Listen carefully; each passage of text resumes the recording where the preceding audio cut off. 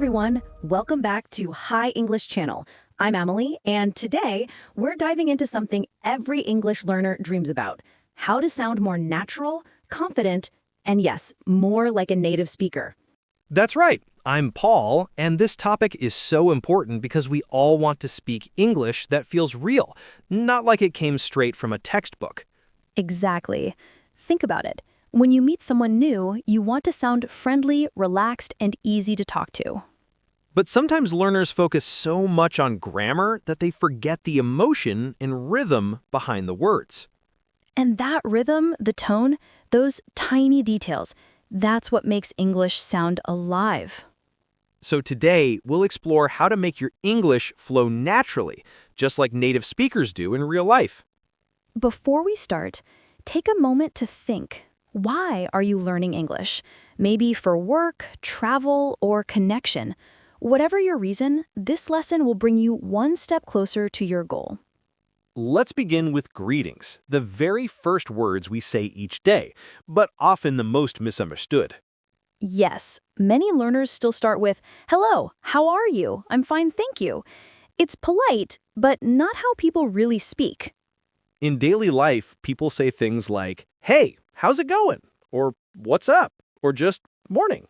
These sound light, friendly, and real. For example, you walk into your office and see a coworker. Instead of saying, "Good morning, how are you today?" you could say, "Hey, how's your day going?" Or, "All good?" That's the difference. It's not about perfect grammar, it's about sounding relaxed and confident. Let's try a short example. "Hey, Paul, what's up?" Not much, Emily. Just finishing my coffee. You? "Same here. Getting ready for a busy day." Nice. Catch you later. See how natural that feels? Short, easy, and friendly, just like real life. And here's something powerful. When you speak like this, people feel comfortable around you. Exactly. You stop sounding like a textbook and start sounding human. It's all about rhythm, tone, and confidence, not perfection. Let's talk about small talk, those little moments when you chat about the weather, your plans, or something you notice. Small talk is the glue of every conversation. It might seem simple, but it builds real connection. You can say things like, "Looks like it might rain today," or "That coffee smells great." Those little comments show you're paying attention. They open the door to a longer chat. Let's try it. "Hey, Paul, did you see the sky today? Looks like rain." Yeah, I know. I forgot my umbrella again.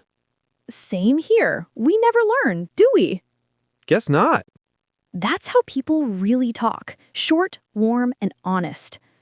And from simple chats like that, friendships are born. Now, here's a good tip.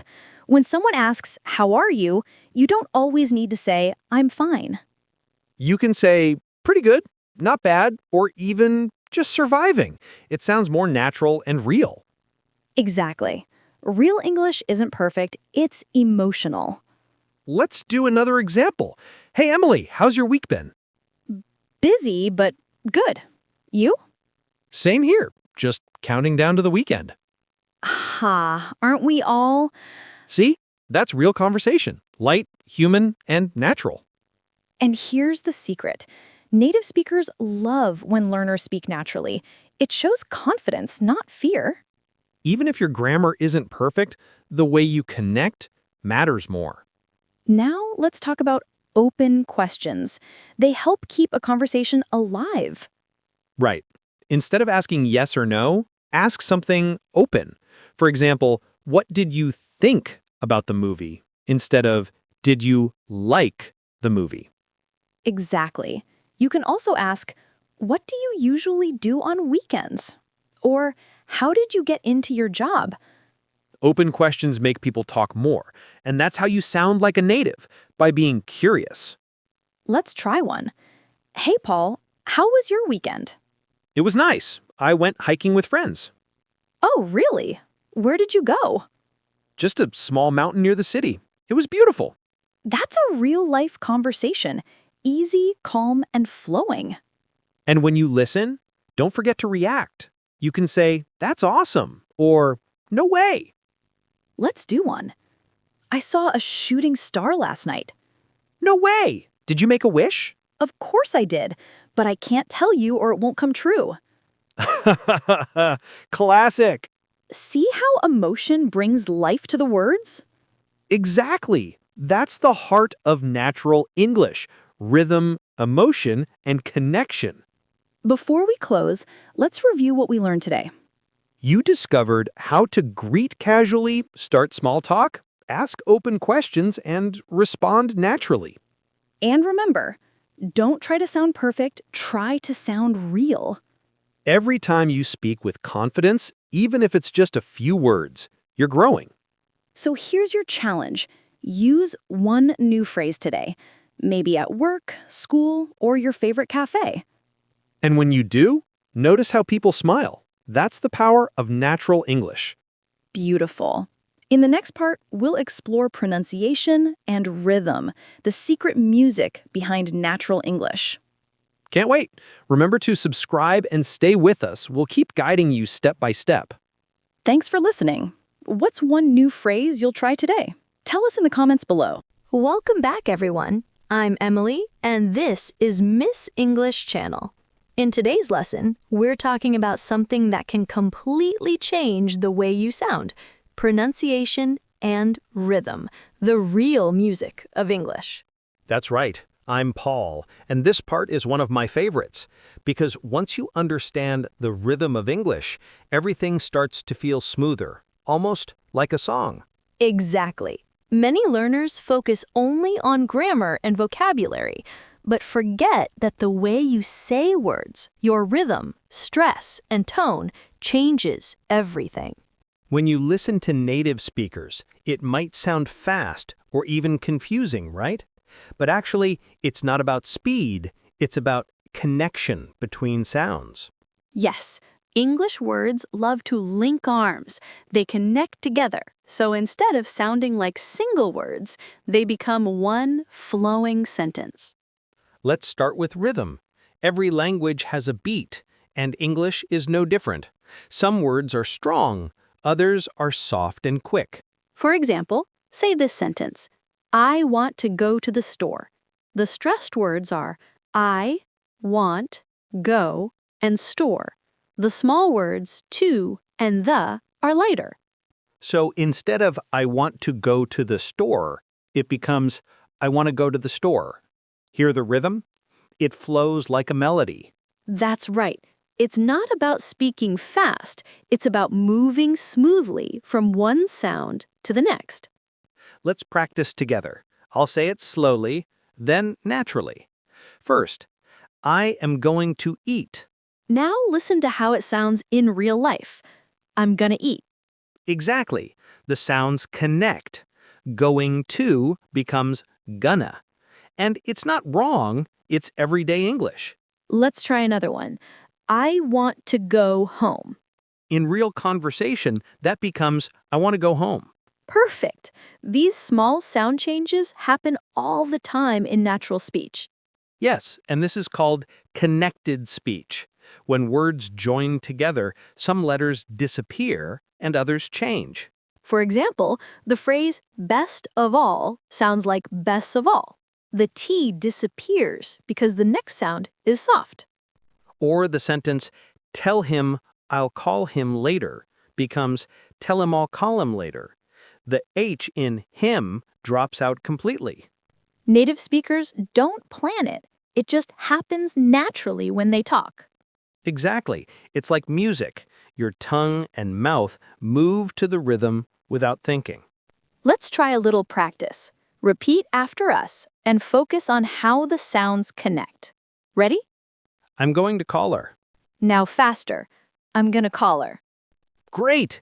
Did you notice how call her almost sounds like caller? Yes, that's why sometimes it's hard for learners to understand native speakers.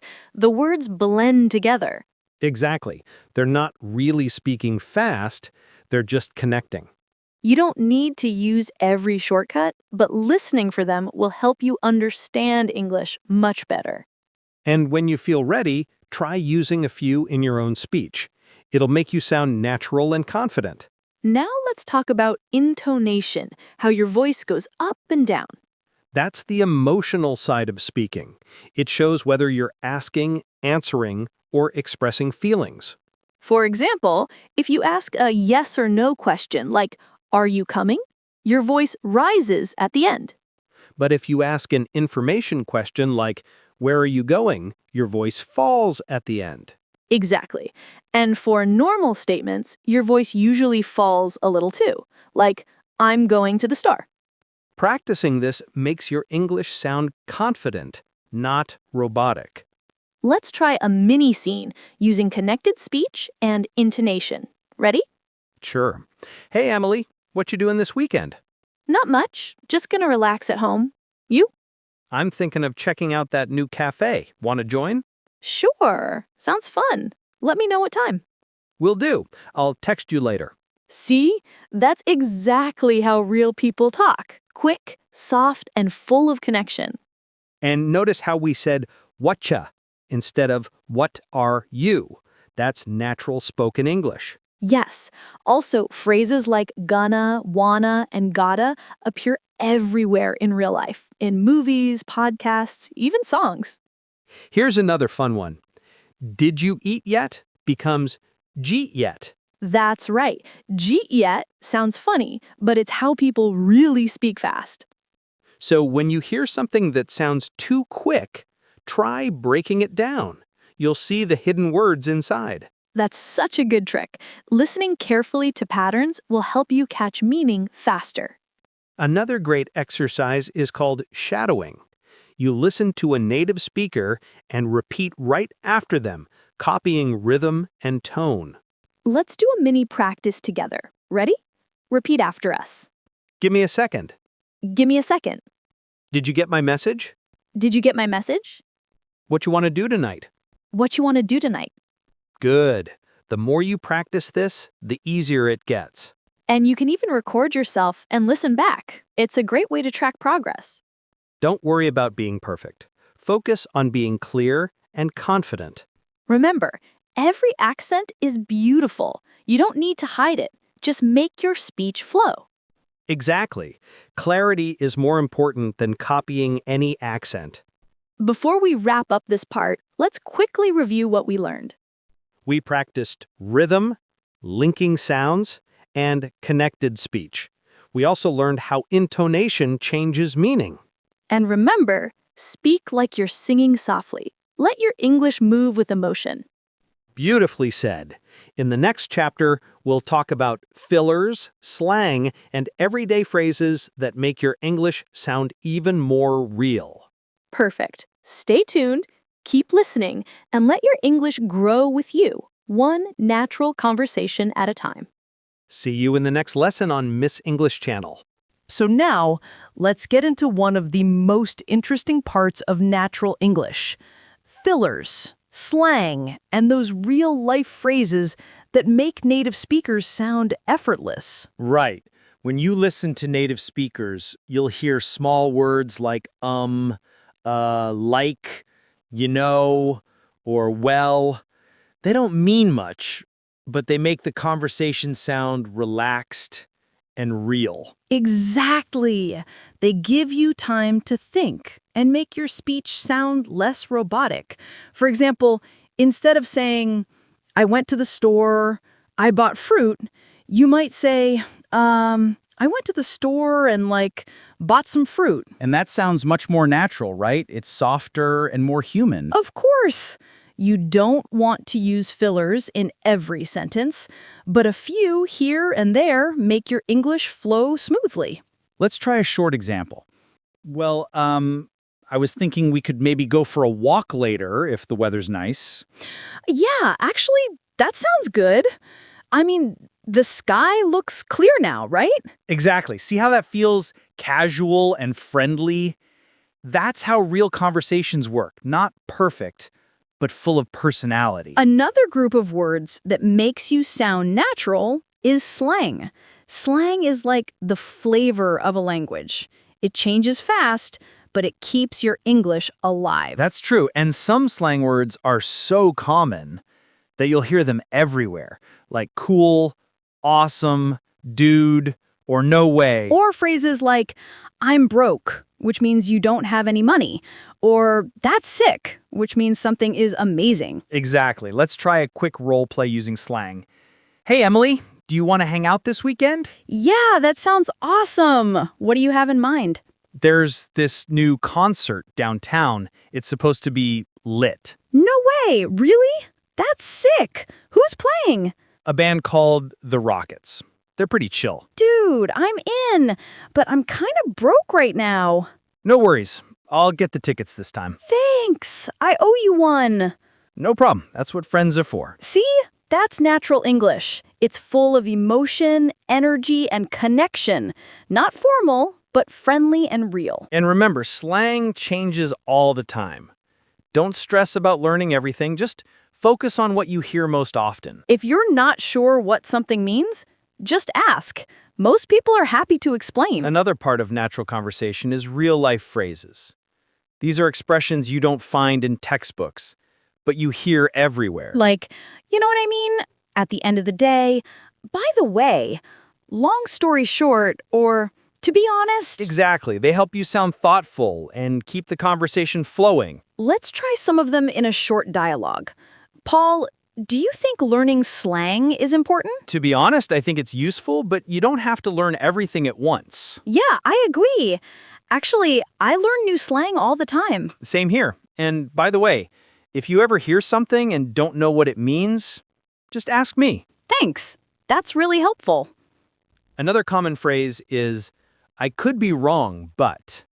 It makes your opinion sound softer and polite. Right. And it's perfect when you want to share an idea without sounding too direct. Let's do one more example. I could be wrong, but I think the restaurant closes early tonight. Yeah, you might be right. Let's check before we go. See? Natural, polite, and easy to understand. And when you use phrases like honestly, actually, or to be honest, they help you sound sincere and confident. Exactly. They're small, but they show emotion. That's what makes your English feel alive. Another useful thing to remember, it's okay to repeat short phrases to show interest. Yes. Like, really? No way. Seriously? That's cool. Or sounds good. They keep conversations warm and responsive. Let's try a short one. Paul, I just got a new job. Wow, really? That's awesome. Yeah, I start next week. No way. Congratulations. Thanks. I'm a bit nervous, but excited. You'll do great, I'm sure. See? Those little reactions make the talk feel alive. And they show that you're listening, which is a huge part of good communication. Exactly. Being engaged matters more than sounding perfect. Before we wrap up, let's review the main takeaways. We learned that fillers like well, like, and make your speech more natural. We explored slang, fun words like cool, lit, sick, chill, broke, and hang out. And we added real-life expressions like, to be honest, by the way, at the end of the day, and I could be wrong, but... Each one helps you sound friendly, fluent, and confident in real conversations. And remember, it's not about memorizing, it's about using them when they fit naturally. Exactly. Just a few phrases can change the entire rhythm of your English. In the next part, we'll talk about something every learner struggles with: how to think in English and respond quickly without translating in your head. That's a big one. Let's keep going and unlock that skill together. So let's dive into something every learner struggles with: thinking in English. This is where fluency truly begins. Exactly. Many learners understand words and grammar, but when it's time to speak, their mind goes blank. It's like their brain freezes for a second. Yes, that happens because they're still translating from their native language into English before speaking. It slows everything down. Right. If you want to sound natural, you need to train your brain to think directly in English. And that's possible. Anyone can do it. It just takes a few small daily habits. The first one is to surround yourself with English every day. Music, short videos, podcasts, or even English subtitles can help. Yes, and another powerful habit is talking to yourself in English. Describe what you're doing in simple sentences. For example, when you wake up, say, "I'm brushing my teeth," or "I'm making coffee." It sounds simple, but it's powerful training. Exactly. It helps your brain build a natural connection between English and your actions. Another good habit is naming things around you in English, like, "That's my phone," "There's a tree," "I see a car." Yes, it trains your brain to think quickly, and soon English becomes your automatic voice. Let's try a small exercise. I'll say something in my language, then try to switch it into English fast. Ready? Go for it. Okay, I'm going to meet my friend for coffee. Perfect. Now change it a little. I'm meeting my friend for coffee later, or I have plans to get coffee with my friend.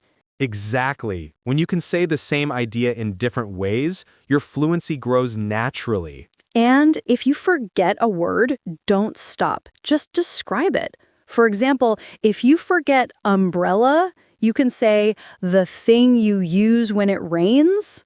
Yes, that's called paraphrasing, a smart way to keep the conversation going even when you don't know every word. Let's practice that. Paul, what's the word for the thing you use to cut paper? You mean scissors? Yes. See, that's how you handle forgetting a word, naturally and confidently. Exactly. You don't need to panic or stop talking. Just keep going and use what you know. Another way to stay fluent is to prepare some common phrases that you can use in many situations. Like, "Let me think." "That's a good question." Or, "Can you repeat that, please?" These are your go-to helpers when your brain needs a second. Right, and they make you sound polite and confident. Let's do a short role play. I'll ask you some random questions and you answer fast, no translation, okay? Okay, challenge accepted. What did you do last weekend? I went to the park with my family and had a picnic. Nice. What did you eat? We brought sandwiches, fruit, and snacks. Cool. Did you play any games? Yes, we played soccer, and my little brother won. Perfect. See how smooth that sounded? No long pauses, no thinking too much. Exactly. The more you practice, the faster your brain reacts. Another key to thinking in English is learning short response phrases that keep the conversation alive. Yes, phrases like really, that's cool, oh, I see, sounds good, or no way, show emotion and keep the rhythm. Let's do a mini scene. Emily, I just got a new job. Wow, really? That's awesome. Yeah, I start next week. No way, congratulations. Thanks. I'm a little nervous but excited. You'll do great, I'm sure. See? Those short phrases make your reactions sound natural and full of energy. Yes, and they also help you connect emotionally, something learners often forget. Another trick to train your brain is to stop translating and start feeling the meaning. Exactly. Instead of thinking tired means mutt, feel what I'm tired sounds like, your tone, your emotion, your body. Yes, it's about creating a direct link between feeling and language. That's how children learn their first language, through emotion, repetition, and experience. Here's one more tip. When you don't know what to say, use fillers instead of silence. For example, let me think. Or, well, that's interesting. It gives your mind a second to catch up. And that pause feels natural. Even native speakers do it all the time. Absolutely. Nobody speaks perfectly. Real conversation is full of pauses, laughter, and small mistakes. And that's okay. The goal isn't perfection, it's connection. Exactly. The more relaxed you are, the more your brain flows in English. Before we wrap up this part, let's review the main ideas. Train your brain to think in English by surrounding yourself with it daily. Talk to yourself. Name things around you, and practice describing your actions. Use paraphrasing when you forget a word, and prepare go-to phrases like, let me think, or can you repeat that, please? Use short responses, like, really? That's cool. Sounds good. Or, no way, to sound more natural. And most of all, stop translating. Feel the language. Let it live inside you. Beautifully said. In the next chapter, we'll explore confidence, how to overcome fear, use body language, and sound comfortable in every situation. That's going to be powerful. Let's keep going. So now let's talk about one of the biggest secrets to speaking English well, confidence. You can know every word and every grammar rule, but if you don't have confidence, your words stay silent. Exactly. I've seen so many learners who understand English perfectly, but when it's time to speak, they freeze. Their heart races, their voice gets small, and they lose their courage.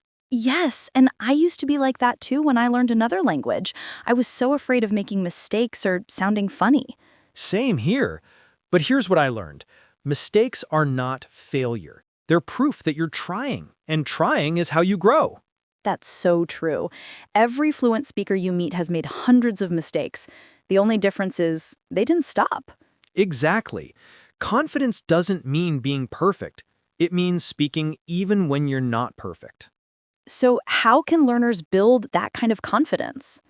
First, practice speaking every day, even for just 5 minutes. Talk to yourself, talk to your mirror, or record your voice. The more you speak, the less scary it becomes. Yes. And recording yourself is powerful.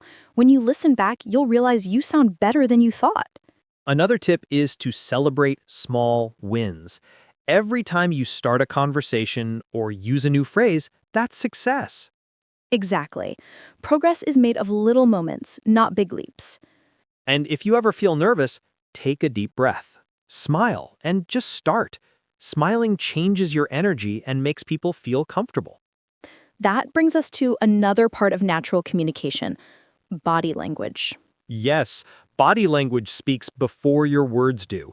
It shows confidence, emotion, and openness. For example, when you talk to someone, make gentle eye contact and smile. It tells them, I'm friendly and interested. And nodding your head while listening shows attention. It says, I hear you. Even small gestures like moving your hands when you explain something can make your words feel more alive. Exactly. And remember, body language isn't just about movement. It's about energy. Yes, it's the feeling you send through your posture and your tone. If you stand tall, you sound stronger. And if you speak softly but with warmth, people listen more carefully. Here's something interesting. Body language can be different across cultures. That's right. In some countries, people stand close when talking. In others, they like more space. Or in some places, people greet with a handshake, while others prefer a wave or a bow. The best advice is observe first. Watch how people around you act, then follow their rhythm. And if you make a mistake, don't worry. People are usually kind and understanding when they see you're trying. Speaking of mistakes, laughing at yourself is one of the best confidence tricks. That's so true. Once I tried to order a chicken sand instead of sandwich, and the waiter laughed. I laughed too, and that moment made me feel relaxed. I love that. I once called a cup of tea a cup of tree. Everyone laughed, but it became a funny memory. Exactly. Mistakes can be funny stories, not something to be ashamed of. Another cultural part of English communication is giving and receiving compliments. Yes. In English, people often say things like, nice job, or you look great, or I love your idea. And the polite way to respond is simple. Just say, thank you, or thanks, that's so kind. Let's do a quick example. Paul, I like your shirt today. Thank you, Emily. I appreciate it. You did a great job on your presentation, too. Thanks. I worked hard on it. See how natural that feels? It's small talk, but it builds connection. And that's what confidence is. Connection, not perfection. Exactly. When you focus on connection, people feel your energy and not your mistakes. Another key is to use polite language. It's simple, but it makes you sound kind and professional. For example, instead of saying, "Give me that pen," you can say, "Could I borrow that pen, please?" Or, "Would you mind helping me with this?" These phrases sound soft and respectful. Let's try one, Paul. "Would you mind helping me with my notes?" Not at all. I'd be happy to help. Thank you so much. No problem. That's what teammates are for.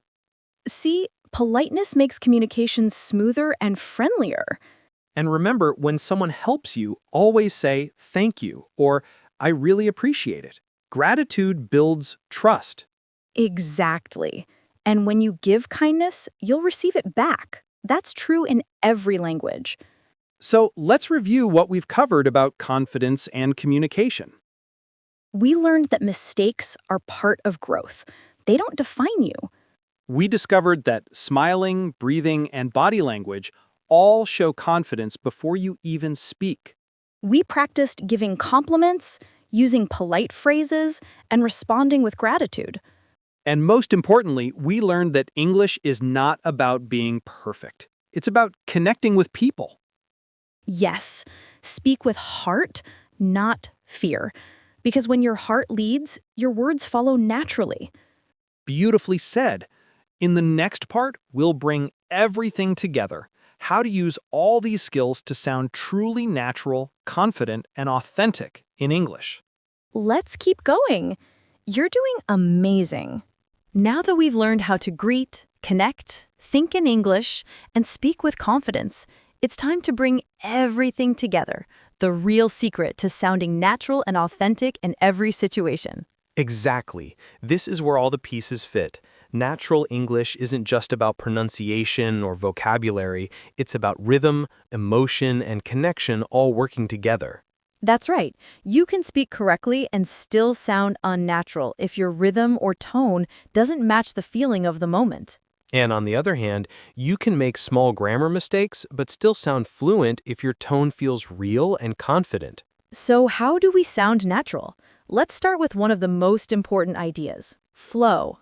Flow means your words move like water, smooth, easy, and connected. You don't rush, but you don't stop too much either. Exactly. To build flow, practice speaking in short sentences with rhythm.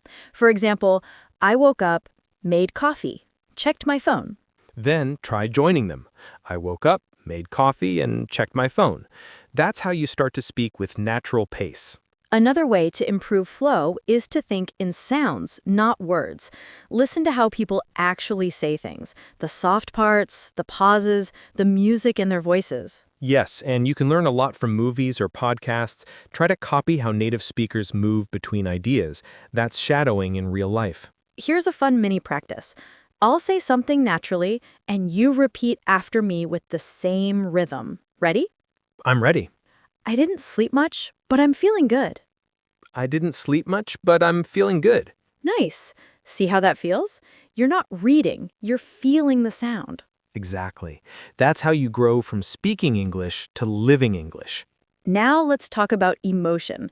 Your voice carries emotion just like your face does. Yes, when you talk about something exciting, let your tone rise. When you talk about something serious, lower your voice a little. Emotion helps people feel what you mean, even if your words are simple. For example, saying, I'm happy is clear, but if you smile and say it warmly, I'm happy, people feel it. Exactly. The emotion becomes part of the message. And this applies in every conversation, at work, with friends, even online.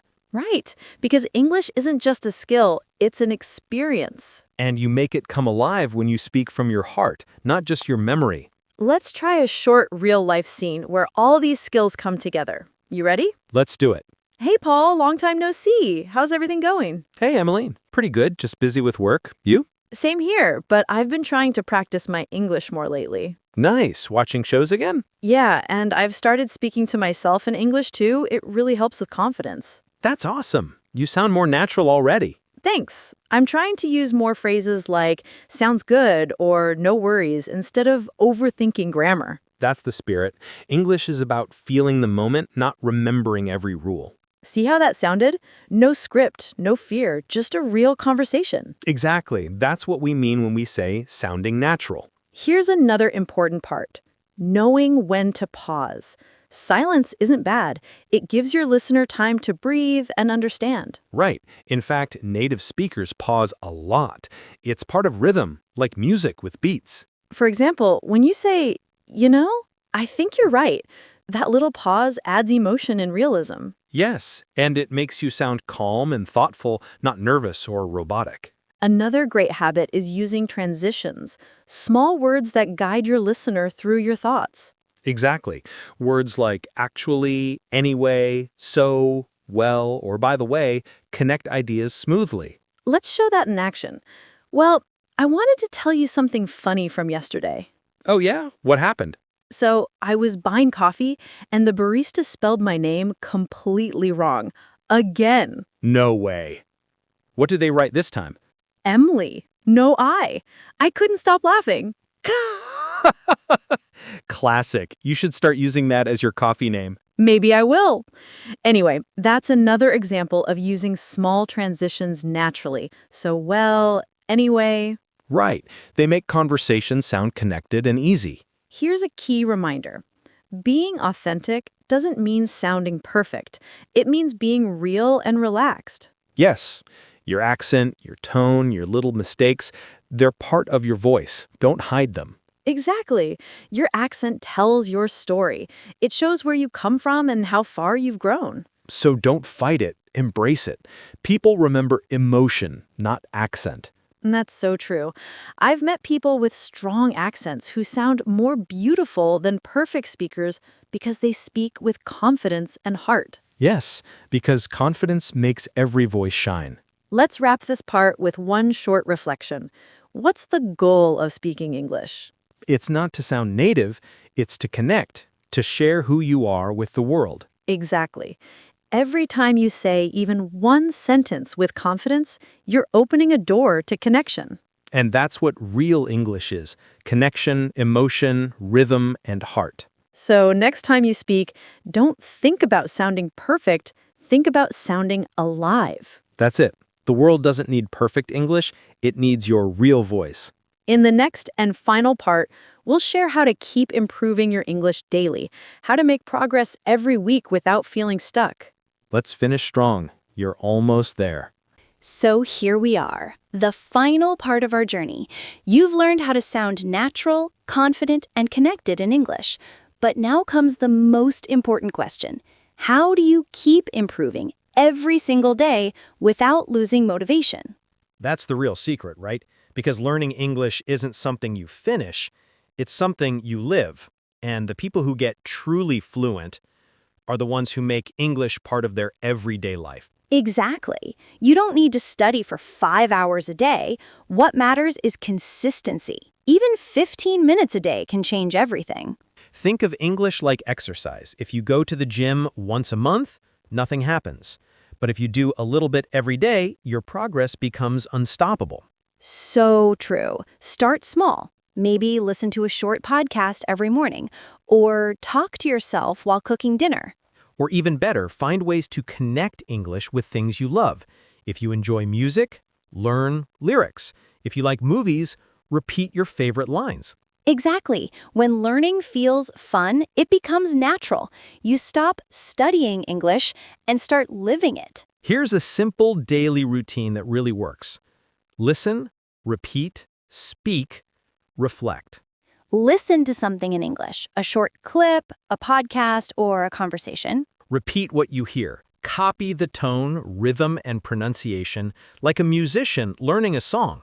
Then speak out loud, even if no one's there.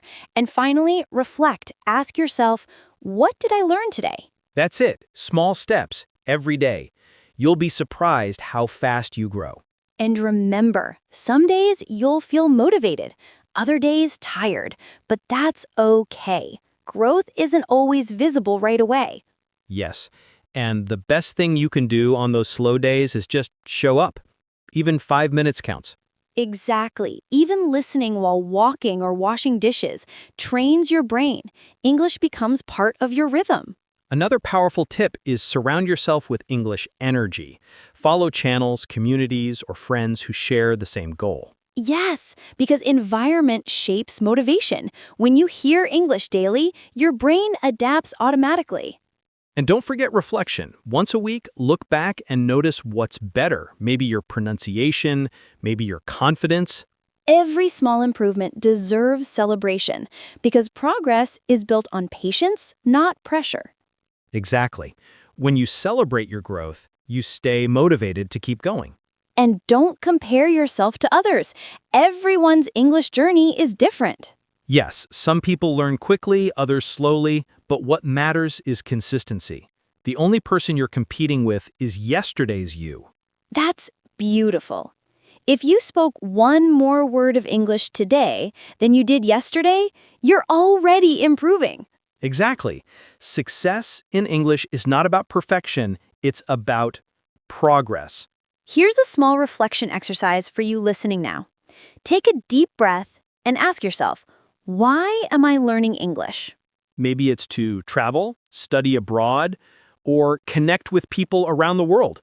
Whatever your reason, keep it close. That's your fuel. Because on tough days, your why will remind you to keep going. And remember, learning English isn't just about words.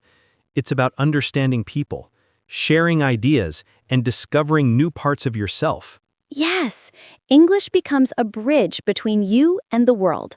And when you speak with confidence and kindness, you don't just learn a language, you share your light. That's so true.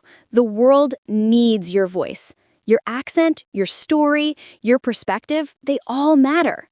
So, speak proudly. Don't hide behind fear. Your English doesn't need to be perfect. It just needs to be yours. Beautifully said, Paul. Every sentence you speak is a seed of courage that grows with time. And one day, you'll realize you're not learning English anymore. You're living it, thinking it, and sharing it naturally. Before we close, let's give our listeners one last piece of advice. Sure, here's mine. Never wait to feel ready. Start speaking today, even if you're scared. Confidence comes after action, not before it. And mine, fall in love with the process. Don't count the mistakes, count the moments you tried again. That's how fluency grows. Perfect. You've come so far in this journey. You've learned how to sound natural, confident, and connected in English. Yes, you're no longer just studying English. You're becoming someone who lives it, feels it, and shares it naturally. So, keep speaking, keep learning, and keep believing in yourself. Because your voice matters, and the world is waiting to hear it. Thank you for joining us through this full journey. If this series helped you, share it with a friend who's learning English too. And don't forget to subscribe and stay tuned. New lessons, new stories, and new energy are coming soon. Until then, keep practicing, stay kind to yourself, and remember, English is not just a language. It's your path to connection. Beautiful ending, Emily. Thank you, Paul. And thank you, everyone, for learning with us here on Miss English Channel. Take care, and we'll see you in the next episode. Keep shining, keep speaking, and keep believing in yourself. Bye for now.